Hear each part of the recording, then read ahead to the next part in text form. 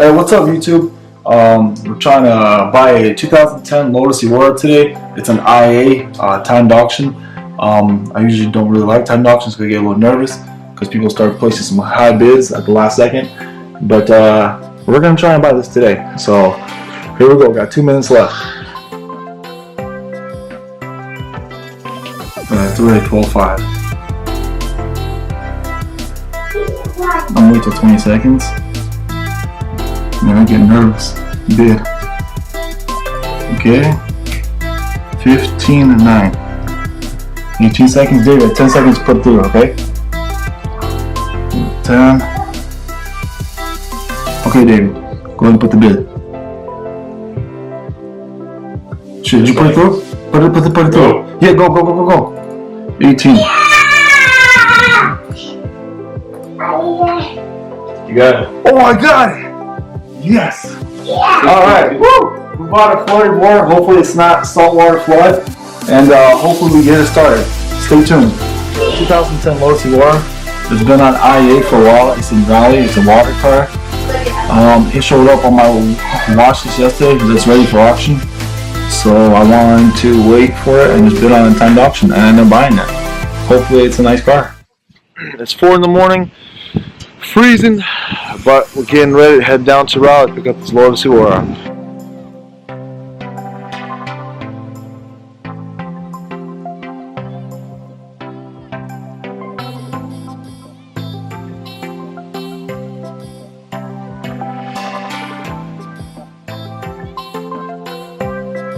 Finally pulling up to IAAI. Seemed like a super long drive. What's up, guys? Got my cashier check here. Finally here at IAAI. About to go inside and pay for this beautiful vehicle.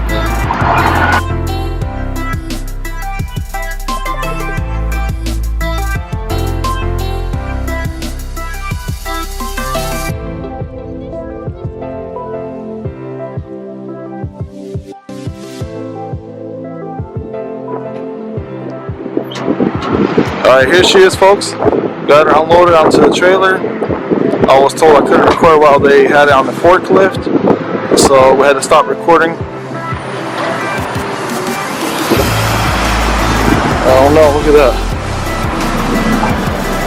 You can see kind of some corrosion and stuff in the exhaust. Not really a good sign.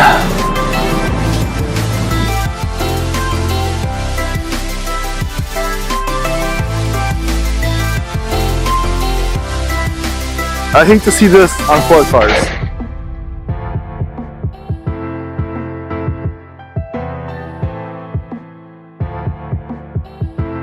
Let's plug everything up and put some power to see if anything works. You know? This has got an aftermarket Alpine head unit. That's awesome. So I'm looking at the plug and I don't see any corrosion or any corrosion on the fuses, which is always a good sign. Alright, so it looks like they unhooked a lot of stuff on the engine too, so this is not good signs. Most likely this is probably a bad engine, but we're gonna hope for the best. They definitely took everything apart. Yep. Look at that, see this, look, the sensor's not hooked up. Look, none of the stuff is hooked up. Look, these lines are off, look at this. Reservoir. Look at that. Yeah, we might have to go talk to them. Yeah. Alright. Let's see if we got power going to the car. Let's do that. I mean, a lot of stuff's unhooked, so we're not sparked. Yeah, so we're definitely not gonna try and start it. Yeah, it looks like everything's working, dude. Alright, folks. Looks like I said we got maybe just a locked up engine, or maybe nothing bad at all. We're gonna take it to the shop, put it together, and see what she does. So I found out why this car was salvaged. There it is. Faded Lotus sign. Eddie, are you a certified strapper? No, I haven't lost one yet. Alright, we should be alright then.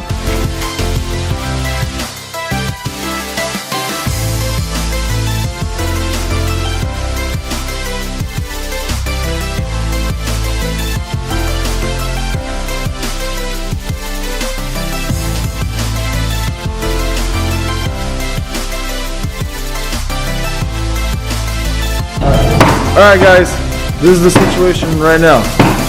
So this moment, we're trying to get this car off the trailer. Apparently, wheels got stuck. Basically, brakes or almost welded with the rust to the rotors. What we're gonna try to do, we're gonna try to use these ratchets, pull it as hard as possible to bring those, to get those brakes loose. Well, we're gonna try to give it a shot. All right.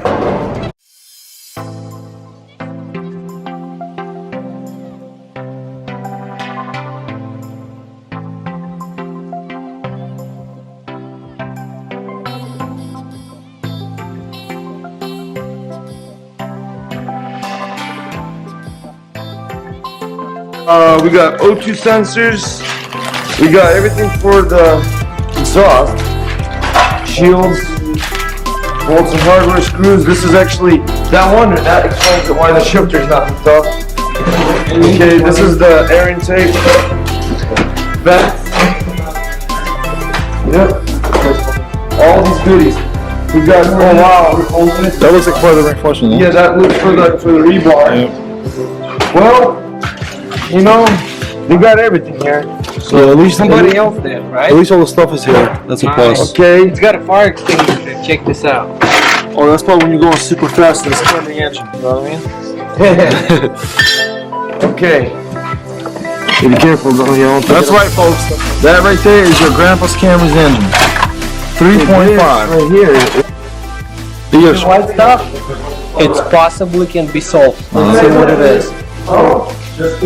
No, it's not salt. I don't know what the hell that was.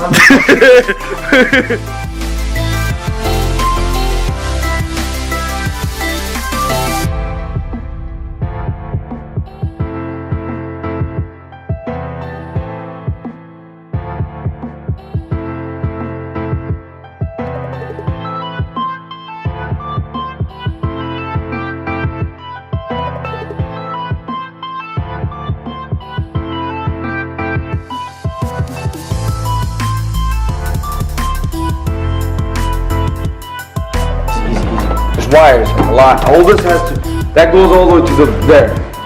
So we need, run these wires right here to the other side of the tub.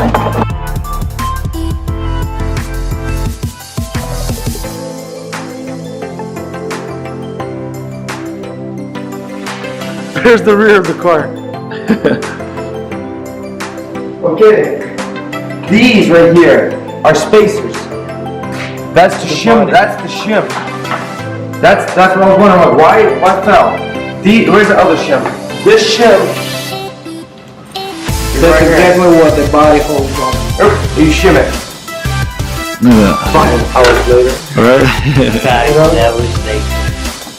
Alright guys, we're going to go ahead and pull the plugs out and see what they look like. They're perfect. Look at that, no sign of water at all. Oh, I see. Good signs. Pure fresh oil.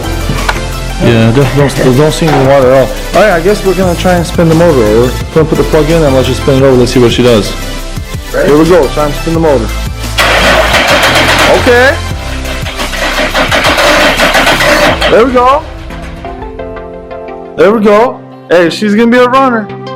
Alright, so far this is trying to be a pretty good flight. This is right here is our Russian eagle, we call him Godik, with the hat on. He's actually been in America for a long time, but tell him, American style ain't the way. Oh yeah. And this right here is our mad scientist, Eddie. Definitely mad scientist, right? And the only available bachelor right here, Vic. Alright, is that light off, the immobilizer? Yes, sir. Alright, we'll start it up. Is it getting fuel? Hold on, stop. Is it getting fuel? Yes. There's no fuel, dude. So the fuel pump isn't coming on. Who needs a gas station, right? Alright, hold on. Go back, close it up.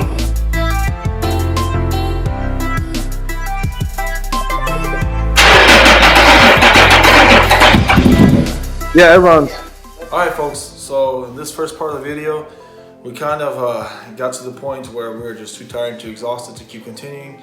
We at least established that the motor does start and run, and we also realized that the fuel pump isn't coming on.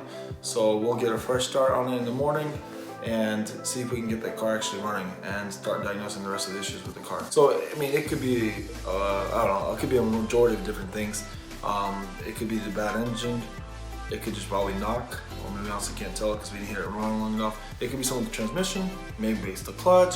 I don't know, from what I can see, to even get to the transmission clutch, you have to do all this work and get the engine and transmission out. So we'll find out tomorrow what this thing actually needs or what happened to it.